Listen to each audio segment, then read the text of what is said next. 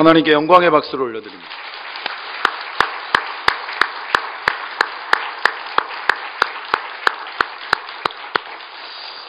하나님께서 할렐루야 성가대를 통하여서 올려드린 우리의 찬송을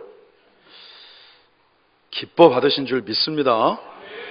찬송 가운데 거하시는 주님을 삶 속에서도 만나는 은혜가 있기를 주님의 이름으로 축원합니다. 오늘 이 누가복음의 말씀, 사실은 여기 세례 요한이 등장을 하는데 세례 요한이 지금 감옥에 있습니다. 당시의 최고 권력을 향해서 아예 대놓고 직설적으로 잘못됐다라고 얘기하는 덕분에 감옥에 지금 갇혀 있습니다. 세례 요한이 어떤 사람이냐? 당시의 모든 사람들, 실질적으로는 당시에 그 권력을 가지고 있던 사람들이나 아주 일반적인 평민들, 다시 말하면 지위 고하를 막론하고 모든 이들에게 인정받던 하나님이 세우신 선지자, 바로 그게 세례 요한이었다라는 것이죠. 그래서 요단강에서 그 세례를 베푸는 과정 속에 모든 이들이 와서 머리를 조아리고 그들의 삶에 새로운 출발을 다짐하는 그러한 과정들이 매일처럼 그 요단강에서 펼쳐지고 있었습니다. 그런데 지금은 어떤 상황이냐? 감옥에 있는 거죠. 여러분, 감옥에 있다는 게 어떤 걸까? 그걸 일부러 체험해 볼 필요는 없습니다. 왜냐하면 어느 순간부터인가 감옥에 간다라는 것이 특별한 대상이 없는 것 같은 대한민국 사회에서는 그렇게 되어져 가고 있다 보니까 감옥이 굉장히 편안한 곳으로 여겨질까 두렵습니다. 그런데 분명한 건 본인이 뭔가 자신의 뜻을 펼칠 수 없는, 우리가 그것을 이제 영어의 몸이라고 얘기를 하지만 뭔가 본인이 마음의 의지를 가지고 하고 싶은 대로 할 수 없는 상황 가운데 있다라는 게 이 세례 요한처럼 담대했던 사람에게도, 그 누구도 두려워하지 않았던 그 같은 인물에게도 지금의 이 상황은 왠지 모르게 마음이 이렇게 위축되어지는 상황이지 않나라고 하는 것을 짐작할 수 있는 내용이 바로 오늘 우리가 읽은 말씀입니다. 그건 뭐냐 하면 예수님에 대한 소문들이 이 감옥에까지 들려온 거죠. 그래서 쉽게 말하면 감옥에 면회 갔던 자기의 이제 수하들이 있을 거 아닙니까? 그 문화에 있는 사람들로 하여금 예수님을 향해서 가서 좀 물어보라라고 얘기하는 내용이 오늘 우리가 읽은 말씀 속에 나와 있어요. 우리가 기다리고 있는 메시아가 맞냐? 정확하게는 세례 요한 본인이 그분의 길을 예비하기 위해, 그의 사명이잖아요. 그도 얘기했고 주님도 말씀하시지만 세례 요한의 사명처럼 오실 메시아를 예비하러 자신은 왔고, 그래서 그 일들만을 충성되이 감당하다가 어쨌거나 간에 지금 감옥에 있는데, 내가 그처럼 열망하며 기다렸던, 우리 민족이 고대했던 바로 그 메시아가 맞는가라고 하는 것을 예수님께 가서 물어보도록 얘기하는 거예요. 그 내용이 어디에 나오느냐? 20절에 나와 있습니다. 20절에 그들이 예수께 나아가 이르되 세례 요한이 우리를 보내어 당신께 여쭤보라고 하기를 오실 그이, 이제 메시아를 얘기하는 것이죠. 당신이 오니까, 가운데 뭔가 빠져 있는 느낌이 있어요. 우리가 다른 일을 기다리오리이까? 아니면 다른 사람입니까? 그러니까 분명한 건 세례 요한이 기다렸던 메시아에 대한 기대치가 분명히 있었다라고 하는 것을 우리가 알 수 있는 대목입니다. 우리도 마찬가지로 각자가 꿈꾸고 있는 하나님의 모습, 그러니까 우리가 마음속에서 딱 그리는 예수님에 대한 어떤 그 느낌이 다 있다라는 거죠. 누군가에게는 심판자로, 또 누군가에게는 병을 고치시는 문제 해결자로, 또 누군가에게는 끝없이 우리를 품으시는 사랑의 주님으로, 물론 그것이 다 같은 분 안에 있는 것이긴 합니다만은 각자가 더 크게 바라보고 있는 부분들이 우리에게도 있다라는 것이죠. 세례 요한 역시도 마찬가지였다라고 하는 것을 알 수 있어요. 다시 말하면 그도 고민하는 바였다. 하나님이 본인을 보내신 그 사명을 열심히 감당했는데 막상 본인이 감옥에 갇히고 나니까 그 다음에는 어떻게 될까에 대한 상황들에 대해서 아무것도 그에게 선명한 것이 없었다라고 하는 것을 알 수 있는 대목입니다. 그래서 묻는 것이죠. 오실 그이가, 내가 기다리는, 우리가 기다리는 메시아가 바로 당신이 맞습니까? 세례 요한이 그려왔던 예수님의 모습은 어떤 모습이었을까? 유추할 수 있는 건 당시의 최고 권력 앞에서도 쓴소리를 마다 안 했으니까 적어도 지금의 체제가 문제 있다라는 걸 목 놓아 외칠 수 있는, 그리고 그 뭔가 문제가 있는 체제를 한순간에 바꿔낼 수 있는 그런 메시아를 기다리지 않았을까, 나름 생각해 보는 것입니다.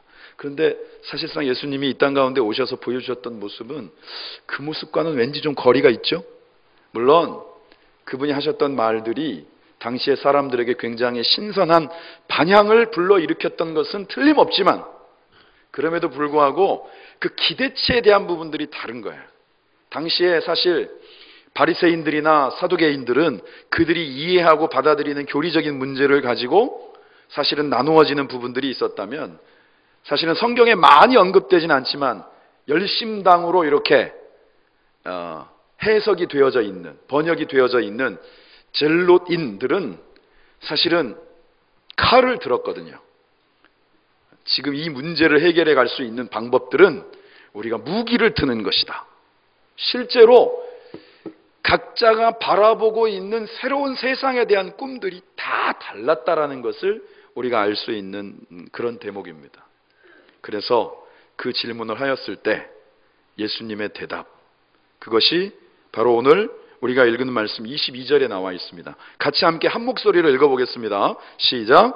예수께서 대답하여 이르시되 너희가 가서 보고 들은 것을 요한에게 알리되 맹인이 보며 못 걷는 사람이 걸으며 나병 환자가 깨끗함을 받으며 귀먹은 사람이 들으며 죽은 자가 살아나며 가난한 자에게 복음이 전파된다 하라.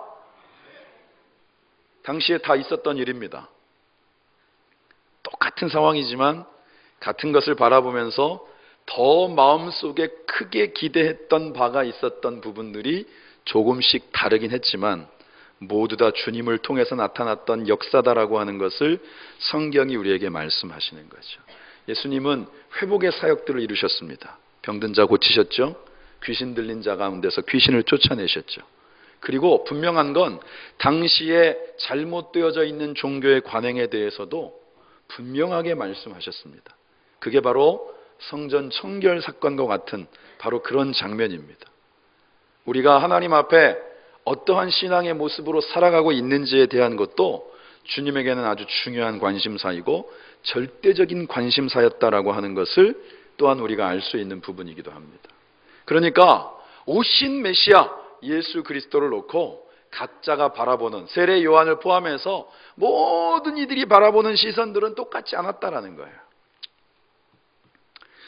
사실 지금 이 시대에도 여러분들이 어렵지 않게 인터넷을 딱 켜서 뉴스를 접하면 분명히 같은 교회 이름을 갖고 있는 것 같은데 어떻게 저렇게 말하는 게 다른가라고 하는 생각들을 많이 하시게 될 겁니다. 근데 여러분, 중요한 것은 우리가 예수 그리스도를 머리로 하여서 우리가 주 안에서의 한 몸을 이루는 교회다라고 하는 건 예수 그리스도의 뜻이 우리의 삶 가운데 인간적인 기준이나 내 가치 판단보다 앞서는 것입니다. 여러분, 이게 쉬운 것 같지만 굉장히 어렵습니다. 왜냐? 우리는 지금까지 살아오면서 나라고 하는 사람을 만드는 과정 속에 수없이 많은 경험들이 다 모아있기 때문이에요. 그러니까 각자가 개인이 갖고 있는 의견들을 얘기하면은요, 결코 합쳐질 수 없는 의견들이 반드시 있습니다. 그런데 주님이 우리 가운데 말씀하시는 건 주님이 한 분이시고 그러기에 우리도 하나여야 됨을 말씀하시는데 그 대전제가 뭐냐? 예수 그리스도를 중심으로 해서 하나가 되는 거예요. 여러분, 각자가 갖고 있는 뜻을 중심으로 해서 해쳐 모여가 아니라, 그래서 정확하게 말하면 누가 맞느냐가 아니냐, 우리가 예수 그리스도의 뜻을 따르고 있는가라고 하는 것에 대해서 우리가 말씀의 기준들을 가지고 분명히 서야 된다라는 것입니다. 사실 이번 주간에 좀 요청이 있어서 외부에서 부천 지역에 있는 교회들 모임에 좀 아침에 새벽 예배를 마치고 다녀왔는데, 거기에 이제 가장 중요한 그 화두가 뭐였냐 하면 바로 그 인권 조례와 관련된 부분이었어요. 여러분들이 아마 여러분 메시지로 받으신 분들도 있을 텐데, 전국 지역 가운데에서 경기도가 유일하게 그 성평등과 관련되어져 있는 인권 조례가 통과가 됐잖아요. 그리고 8월 6일자로 그것이 정식으로 발효가 됐습니다. 이제 그 안에 여기서 이제 길게 얘기하면 이게 갑자기 무슨 공청회 같은 장소가 되니까 그냥 간략하게 얘기하면 보통 우리가 상위예법으로 얘기하고 있을 때 그 양성평등이라고 하는 건 남자 여자라고 하는 아주 정확한 성 역할에 대한 부분들을 규정하고 그 안에서의 평등을 얘기하는 거라면 성평등이라는 단어 속에는 모든 젠더 각가지 지금 이제 많이 화두가 되어지고 있는 동성애를 포함한 각각의 모든 성이 다 포함된다라는 뜻이거든요. 그게 전국에서 유일하게 경기도만 통과가 됐습니다. 그 이전에 사실은 7월경에 조금 타이틀은 다르지만 다른 형태의 조례와 관련된 평등 조례가 부천에서는 사실 저지가 됐어요. 이런 표현을 쓰는 게 맞는지 잘 모르겠습니다. 여기 지금 공직에 계신 분들도 많고 그렇기 때문에 뭐 사실대로 얘기하는 겁니다. 그러다 보니까 지금 이 문제를 놓고 8월 6일부터 발효가 된 내용에 대해서 여러 가지 유권 해석에 대한 부분들을 각계각층에서 하고 있죠. 그런데 이제 기독교적인 입장은 뭐냐 하면 거기에서 노력한다라고 하는 이른바 권고에 대한 내용들이 지금은 그냥 다분하게 각자의 선택에 따라 이루어지는 것 같지만 그 조례에 따르면 적어도 사업장, 다시 말하면 등록번호를 가지고 있는 모든, 저희 교회도 여러분들 모르시지만 등록번호가 있습니다. 그러니까 모든 사업장, 그런 어떤 모임이나 그런 어떤 이익 집단이나 이런 어떤 법인을 포함한 공동체 가운데에는 이른바 성평등위원회를 두어야 되는, 여기서 이제 둔다라는 표현이 노력, 권고라고 하는 차원으로 해석을 해서 강제성은 없다라고 보는 입장들이 있는가 하면 이것은 시작일 뿐 결국은 그렇게 해야만 되는 상황이 된다라는 거죠. 그래서 나중엔 어떻게 되느냐, 실제로 제가 전에 제 막내 학교도 소개를 했습니다만 아이들이 공부하는 교실에서 선생님이 그 어떤 성과 관련되어져 있는 불평등적인 발언, 불평등이라는 표현은 조례에 근거한 겁니다. 동성애는 하나님의 뜻이 아니다 라는 식의 얘기는 당연히 할 수도 없고 아이들이 그런 것을 하는 것도 문제가 된다라는 것이에요. 여러분들 표정이 이걸 이해를 하고 있다는 건지 그래서 어쩌라는 얘기인지 표정이 애매합니다 지금. 실제로 미국에도 주마다 물론 법들이 다르고 그리고 이제 아마 조만간 황희선 선교사가 들어와서 여러분들한테 선교 보고를 하겠습니다만 이미 영국을 포함한 유럽 지역에서는 공식적으로 만약에 실제로 있었던 얘기예요. 목사가 남자들이 갑자기 저를 찾아오는 거죠. 목사님 저희 결혼하려고 합니다. 봐요, 여러분들은 본인 일이 아니니까 아무도 안 놀라잖아요. 저는 가슴이 약해가지고 놀랍니다. 그러면 남자들이 따로따로 결혼한다는 얘기가 아니라 같이 결혼한다는 얘기면. 그런데 제가 목사라 사실은 성경에서 그 동성을 인정하지 않기 때문에 결혼을 제가 주례할 수 없습니다라고 얘기하면 제가 법의 저촉을 받는 그런 실질적인 법이 시행되고 있는 게 유럽과 미국이란 말이에요. 여러분들이 목사가 아니라서 엄청 안심하고 계신 것 같습니다. 그리고 학교에서 실제로 아이가 그 부분에 대하여서 본인의 입장을 얘기했을 때 선생님이 그것이 잘못되었다라고 얘기하고 그 얘기를 만약에 신앙인의 부모가 한 거면 그 부모도 법의 저촉을 받도록 돼 있다는 거예요. 우리나라가 지금은 아니지만 점점 그렇게 되어져 갈 수 있는 가능성이 농후하다라는 것을 우리가 지금 보고 있는 것이죠. 실제로 여러분, 그래서 경기도 조례와 관련돼서 여러분들이 인터넷 사이트와 관련돼서 이미 투표에 참여하신 분도 있지만 5만 명 이상이 넘어가면 재의, 다시 그 조례를 통과시킨 부분들을 다시 심사할 수 있도록 하는 것이 원래는 정해져 있었는데 5만 명이 훨씬 넘었음에도 불구하고 법에 큰 문제가 없다라고 유권 해석을 내리고 그냥 실효를 감행을 한 거예요. 제가 이 얘기를 여러분들한테 드리느냐, 사실 이건 뭔가 개별적으로 본인들의 의사를 얘기하는 것 가지고는 이 상황에 대한 심각성들을 공유해 갈 수 없기 때문입니다. 성경이 기준이 아닌 것은 사람이 기준이 된다라는 뜻이에요. 여러분, 지금까지 이 시대를 살아오는 과정 속에 사람이 기준이 되었기 때문에 그 세상이 여러분들이 원하는 세상이 되었던 시절이 있는가? 잘 생각해 봐야 됩니다. 이번 돌아오는 8월 15일이 또 우리가 광복절을 맞이하지 않습니까? 하나님이 우리 가운데 일제히 36년 가운데서 광복의 기쁨을 허락하셨어요. 맞습니까? 혹시 8월 15일이 노는 날이라고만 생각하고 계신 겁니까? 그런가 하면 정말 있을 수 없는 상황 가운데에서 그 광복 이후에 그 혼란스러움을 틈타가지고 여러 가지 세력들이 나타나기 시작하면서 동족상잔의 6.25가 있었는데 그 전쟁, 수없이 많은 이들이 죽어갔던 그 전쟁도 하나님께서 결국은 막아주셨어요. 맞습니까? 그럼 여러분들에게 묻습니다. 하나님이 허락하신 광복과 하나님이 허락하신 전후의 세대 가운데서 여러분들은 이 세상 가운데 하나님이 원하시는 세상을 이루시기 위해 지금 무엇을 기도하고 계십니까? 이게 정치적인 성향의 문제입니까? 너희는 먼저 하나님의 나라와 의를 구하라. 내게 미쳐지는 일이 아니면, 내 가족에게 미쳐지는 상황만 아니면 성경이 분명히 아니라고 하는 것도, 아니라고 얘기하는 부분들 자체를 자꾸 뒤로 미루거나 우선순위에서 빠뜨리거나 뭐 그럴 수도 있지라고 넘어가고 있는 이 세대와 우리가 어느 순간 같이 다 가고 있는 건 아니냐라는 거예요.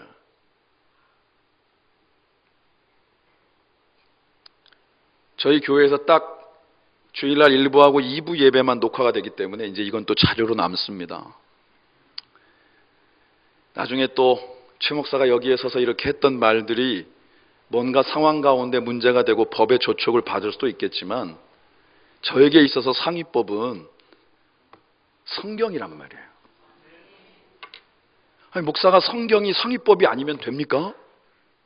저는 법학을 전공한 사람도 아니고 제가 이 땅 가운데 살면서 특별히 법에 저촉된 일을 한 일도 없지만 하나님이 아니라고 하는 것을 법에서 인정하면 그렇다라고 고개를 끄덕일 수 있는 그런 역할은 아니란 말이에요.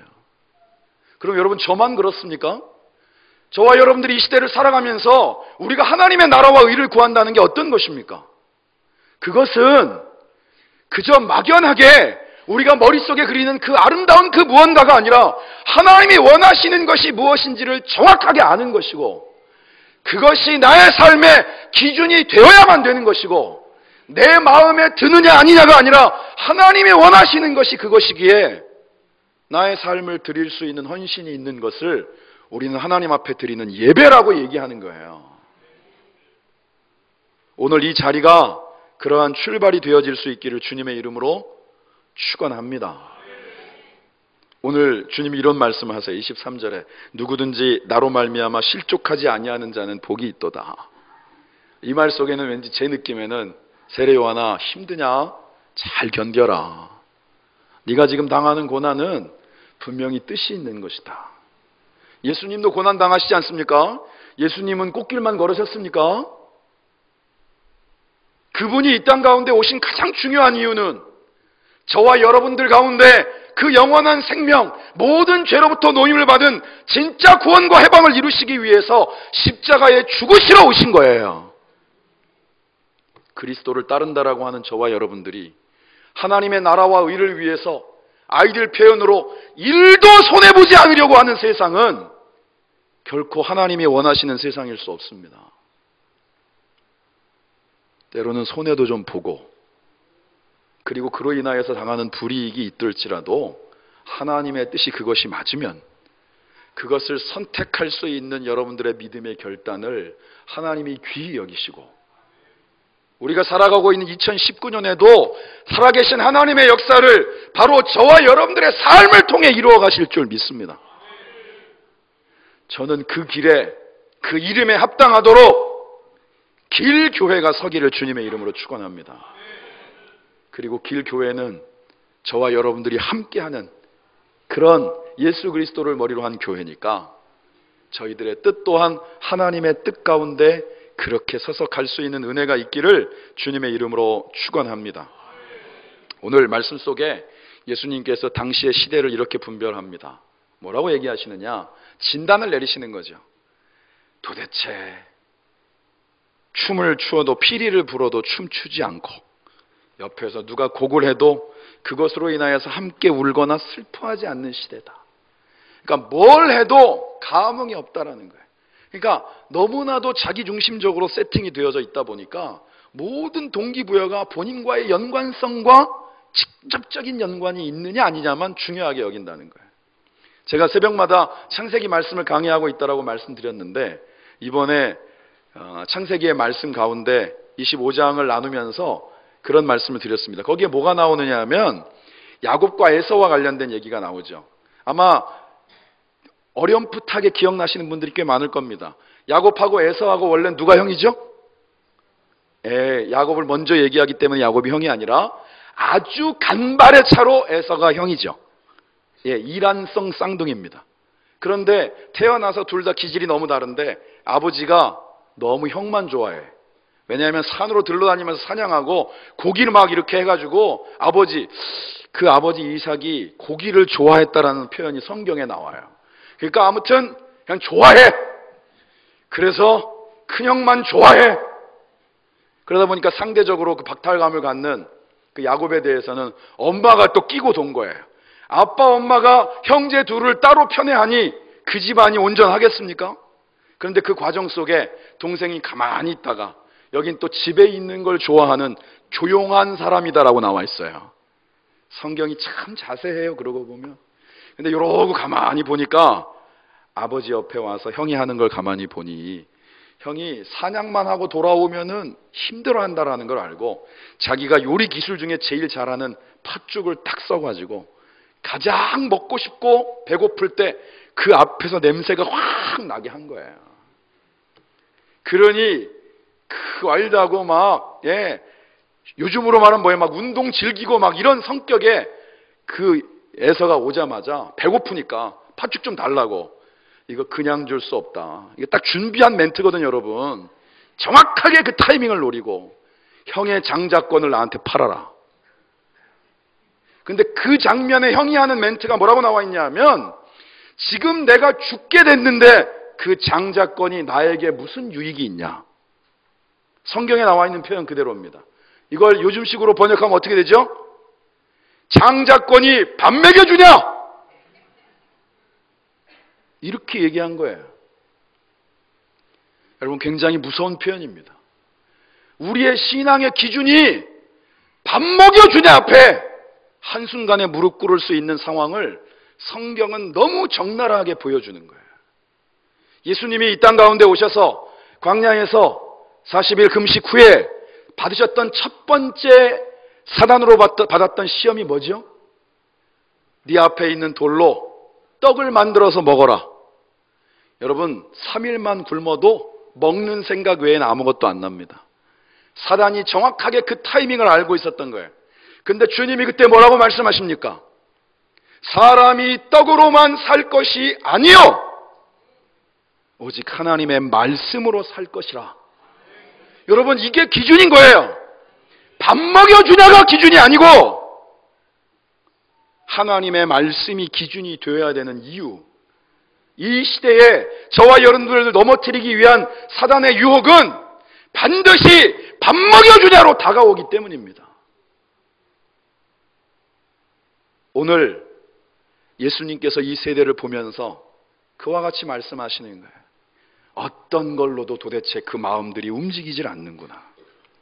이전에 세례 요한은 너무 금식하고 너무 금욕했기 때문에 오히려 본인들이 그만 못한 것 때문에 보면서 뒤에 숨어서 그를 굉장히 모략했다면 예수님은 오셔서 사람들이 꺼려하고 같이 하기를 원치 않는 사람들과 더불어 먹고 마시면서 오히려 그 가운데 자유를 선포하시니까 이거 이단이다라고 얘기하고 있다라는 거 아닙니까?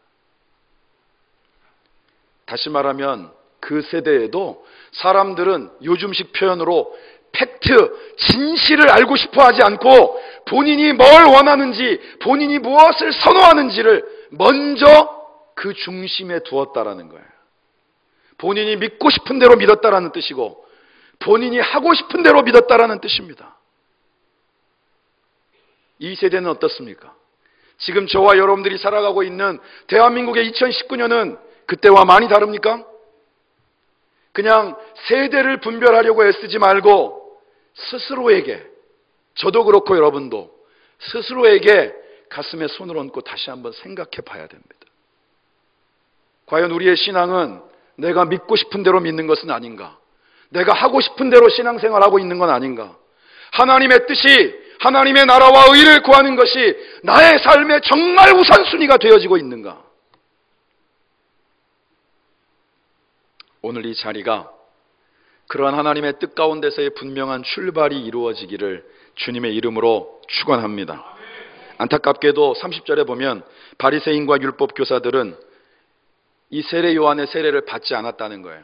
회개하지 않았다는 뜻입니다. 돌이킬 수 있는 기회를 그들 스스로가 다 차버렸다라는 뜻입니다. 적어도 이 자리에 함께 예배하는 길교의 모든 믿음의 식구들은 오늘 이 말씀을 통하여서 저와 여러분들에게 주시는 하나님의 음성 가운데 믿음으로 반응하고 믿음으로 결단할 수 있기를 주님의 이름으로 축원합니다. 하나님은 우리에게 늘 말씀하시고 기회를 주시기를 원하시는 거예요. 이 시대에도 그리스도의 살아있는 역사하심의 능력들이 우리의 삶의 현장을 통하여서 현재형으로 이루어지기를 누구보다 원하시는 분이 바로 우리 주님이신 줄 믿습니다. 어떤 우리가 그런 식의 표현들을 많이 쓰는데 지혜를 구하기 위해서 많은 이들이 어떤 현인을 찾아갔을 때 그 지혜에 대한 답을 이렇게 내렸다고 합니다. 숟가락을 이렇게 하나 줘서 고기에다가 기름을 찰랑찰랑하게 이렇게 담게 하고 그걸로 이렇게 딱 들고 잘 가꾸어져 있는 주변의 자연경관과 더불어 정원들이 있으니 그 경관을 한번 쭉 돌고 오면서 어디에 무엇이 있는지를 잘 보고 와라. 그랬더니 처음엔 이걸 들고 이렇게 가서 나중에 딱 돌아와 보니까 숟갈 위에 있는 기름은 한 방울도 떨어뜨리지 않았는데 막상 뭘 보았느냐라고 물어보니까 딱히 기억나는 게 없는 거야. 왜냐하면 이걸 이렇게 살피고 있었으니까 이게 잘 안 되는 거죠. 그래서 다시 한번 또 보냈대요. 그랬더니 그 다음에 나서 이걸 보았고요, 여긴 이렇게 잘 가꾸어져 있었고요 라고 얘기했는데 여기에 또 정작 기름은 또 한 방울도 없는 거예요. 핵심은 사람이 두 가지를 할 수 없다 이게 아니고요. 진짜 지혜는 우리가 세상 가운데 함께하고 있으나 세상에 속하여 있긴 하나 구별되어져 있는 자로 하나님의 뜻을 구한다는 것이 그렇게 단순하게 몇 마디 말과 결심으로 이루어지는 것이 아니라는 것입니다. 우리가 싸우는 영적 싸움은 어찌 보면 가장 구체적이고도 실질적인 것입니다. 여러분들이 휴가를 잘 다녀오셨습니까? 휴가의 현장에도 영적 싸움이 있었지만 여러분들은 의식하지 못하고 지나갔을 수도 있어요. 다시금 복귀해서 여러분들의 일상으로 돌아가서 감당하는 일들 가운데도 하나님은 그 가운데서 분명히 영적으로 깨어있기를 원하고 그 가운데 영적 싸움이 있다는 걸 알려주시고 계시지만 우리는 또다시 일상 속에 파묻혀서 그것을 분별하지 못하고 지나갈 때도 많다라는 것입니다.